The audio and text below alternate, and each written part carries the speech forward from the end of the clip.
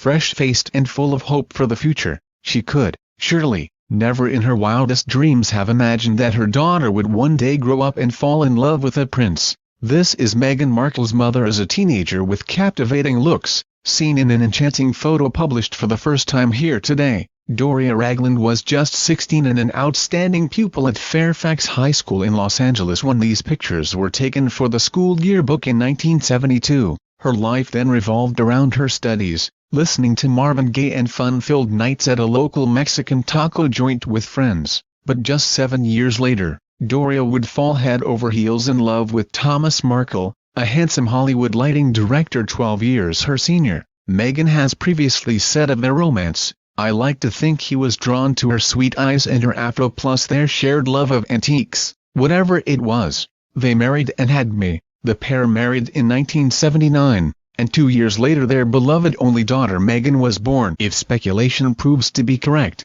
Meghan may soon be engaged to Prince Harry, her boyfriend of the past 18 months. Harry has already met Doria, most notably at the Invictus Games in Toronto in September. For friends of Doria, who remember her as a whip-smart member of the school's Apex Club, a class for exceptionally bright pupils, the notion that the young girl who loved flares and fashion is now mingling with the royals is a modern-day fairy tale. Doria, who was nicknamed Dodie at school, was a beautiful girl, inside and out, recalls Jennifer Caldwell, 61, a retired pharmaceutical company executive. She had this beautiful afro hairstyle she was so proud of, and she was always into fashion. She was always smiling, whip-smart and sociable. After she passed her driving test she would borrow her mother's car and we'd go to places like Tico's, a cheap taco place which had long queues. We didn't have much money but we had fun. Doria's father Alvin ran an antiques shop and her mother was a nurse. The modest family home was in a black middle-class area of Los Angeles.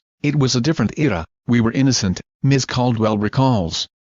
We listened to a lot of Marvin Gaye records. We had boyfriends but we would never dream of having sex with them. It wasn't like that. It was a political time. Nixon had just been voted in as president, but Dodie and I were more into studies. That's what I remember most. Working hard and getting an education was what our parents, especially our mothers, focused on. They hadn't had that freedom. After leaving school, Doria, now 60, worked as an air stewardess, then as a makeup artist, which is how she met Tom Markle. The 6'4" bear of a man was already a success in Hollywood, working as a lighting director on hit U.S. television shows. Now 73, retired and living in Mexico, he is also seen on these pages for the first time. The picture is from his 1962 yearbook, when he was aged 18, at Newport High School in the working-class town of Newport, Pennsylvania. He was heavily involved in school plays and is listed as a member of the drama club, choir and journalism club.